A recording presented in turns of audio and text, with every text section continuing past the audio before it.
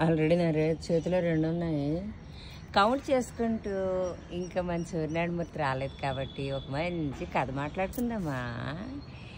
ఏంటి తెలుసా, మన రవీంద్రనాథ్ ఠాగూర్ ఉన్నారు కదా, ఒకసారి ఒక జర్నీ స్టార్ట్ చేశారంట. ఎక్కడికో వెళ్ళడానికి ట్రైన్లో టికెట్కి వెళ్తే అతని వయసు అప్పటికి 13 సంవత్సరాలు, కానీ 9 సంవత్సరాలు అని అబద్ధం ఆడి టీటీకి ఏం చేశారు, టీటీకి అబద్ధమాడి హాఫ్ టికెట్ తీసుకున్నారట. అయితే తండ్రి దగ్గరికి వెళ్ళి మిగతా డబ్బులు ఇచ్చారంట. తను పేదరికంలో ఉన్నప్పుడు మిగతా డబ్బులు ఇచ్చేస్తే అప్పుడు ఏం చేశారు తెలుసా, తండ్రి అడిగారంట, నేను ఇచ్చిన డబ్బులు నీకు ఎందుకు మిగలవే, ఎలా మిగిలాయి అని అడిగారంట. అప్పుడు రవీంద్రనాథ్ ఠాగూర్ వాళ్ళ నాన్నగారు ఏం చెప్పారు తెలుసా, ఇదే నీకు రవీంద్రనాథ్ ఠాగూర్ వాళ్ళ నాన్నగారు ఏం చెప్పారు తెలుసా, ఇదే నీ జీవితానికి తొలి అబద్ధం, ఆఖరి అబద్ధం కూడా అవ్వాలి. ఏంటి, ఆఖరి అబద్ధం కూడా అవ్వాలి.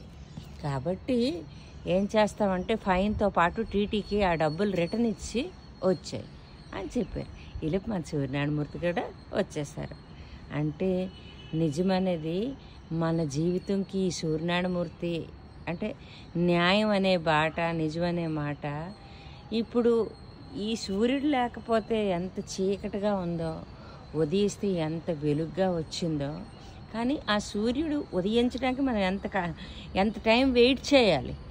అలాగే ఆ నిజమైన వెలుగు, నీతి, నిజాయితీ, ఒక మంచితనంతో వెళ్ళే జీవితం కూడా అంతే అందంగా ఉంటుంది. ఇంతటితో సెలవు తీసుకుంటానండి.